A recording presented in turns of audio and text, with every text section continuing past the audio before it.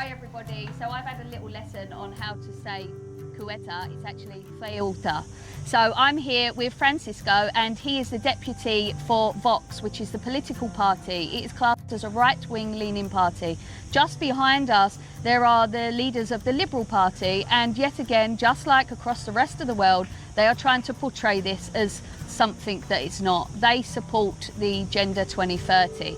Now, Francisco, what would you say? How many people have actually crossed into Ceuta so far?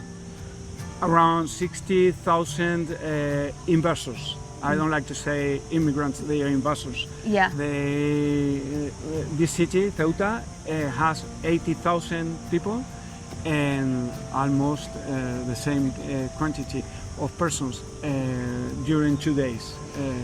And why have they come here? They come here, that's a good question. They try, the government in Morocco told them that we are going to give them the papers very easy, and they have the opportunity to go to Europe. And they came all together to try to get the papers to go to Europe, thanks to our president, what they are doing, saying that they are going to give papers to everyone. He's not saying that, but they showing to all foreigners that they can get the papers very easy.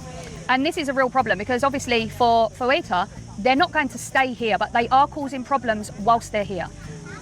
Of course, they don't want to stay here at all. They want to go to Europe. This is Europe, but not in Ceuta. They don't want to stay here. They want to go to France, England, Germany, the rest of Spain, but nobody wants to stay here. No, and these people are not doctors, engineers or surgeons like the British government would portray them as. What would you say to the people of England? Well, as you say, I'm a deputy here in Ceuta, but my profession is police. And what I would say to English people is that we don't have any idea of who is getting inside. The king of Morocco, our enemy, released at least 1,500 criminals a few days ago. Yeah. And all of them, they are here. Yes. That's what I know, that they are not doctors, they are not nurses, and most of them are criminals. Yeah, and obviously you've seen crime now over the last couple of days has gone through the roof, and it's a real problem. Yeah, I know there have been crimes. They don't have to eat, to drink.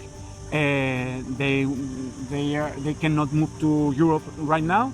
They don't want to go back, and they are fighting to people, and they are stealing them things also. And I have seen with my own eyes that it is all men, apart from maybe the odd couple of women.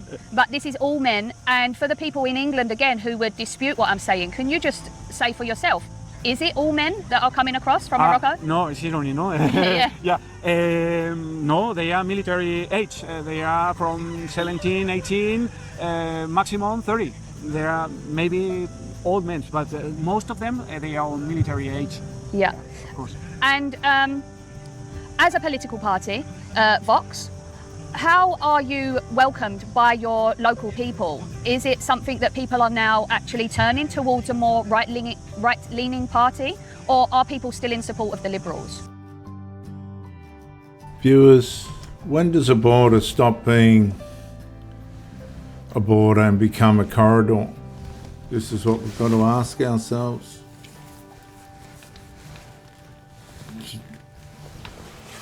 The events at Ceuta are presented in this interview not as an isolated migration incident, but as evidence of a broader argument about state capacity, border sovereignty and European immigration policy. Speaking from Spain's North African enclave, Vox deputy and police officer Francisco argues that the arrival of tens of thousands of people within a short period expose vulnerabilities that extend beyond Spain itself. The interview advances a thesis that immigration policy is shaped not only by humanitarian concerns but also by political messaging. perceptions of easy regularisation and weak border deterrence. According to the speakers, these factors create incentives that encourage further irregular migration while overwhelming local authorities. The liberals are lying very well to Spanish people, and most of the people in Spain are conservative, and in Ceuta is conservative, but the liberals are lying very well to them, and they don't have any difference with left here, left wing. They are the same. They are Agenda 2030. They are globalist, and the only party right now is defending is Vox, Yes. a traditional party, but they have support from the people here, Yeah. because I think they are lying very well. But they saw now, and they are giving us the reason when they are in danger. When the people is now in danger, they recognize that we were right. Yes. But now it's a little late. And again, the mainstream media obviously support the liberals, right? So that's a problem. So the rest of the world are looking at mainstream media news and thinking that there's not much of a problem here. But I'm here to document that. And you said that to me earlier that a lot of people you're seeing are now switching off the TV and turning to citizen journalists like myself. And you've got people here that are now becoming citizen journalists to tell the truth. Yeah, many people in Spain is turning off the mass media, and I'm very happy for that. It's a good news, and I hope in England they do the same. Yes. Viewers, the central behavioural thesis presented is that government signals influence migration behaviour. It influences it. Francisco argues when prospective migrants believe legal status can be obtained relatively easily, more people attend and attempt the journey. Whether or not that perception accurately reflects official policy, he contends that it functions as a powerful pull factor for migrants to want to come to the country. The second major thesis concerns border uncertainty. Francesco repeatedly states that authorities often lack verified information about many new arrivals, arguing that identity verification becomes difficult during mass entry events such as this.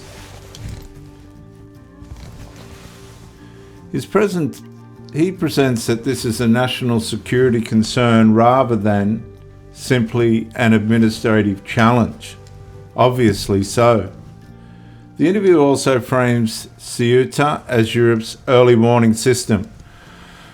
Rather than viewing the enclave as an isolated frontier, Francesco argues that pressures experienced there will eventually affect the wider European continent through secondary movement toward France, Germany, Britain and mainland Spain. A further argument centres on demographic composition. The interview claims that most arrivals during this event were young males of military age, presenting this as relevant to policing, public order and security. This characterization reflects the speaker's account of that specific event and should not be generalized to all migration flows. The political dimension is equally prominent. Francisco argues that mainstream political parties underestimate or misrepresent the scale of this issue. And that's happening in Australia as well. And while alternative media and citizen journalists are increasingly filling what he views as an information gap, he contends that public opinion shifts only after communities experience direct local impacts. This is what we're seeing across, I believe, the rest of the world now. People have had enough, and the moment people's lives are in danger, that is when people really start to pay attention and wake up. Yeah, that's So, right. yes, it's true. So is there anything that you would like to say to the viewers at home?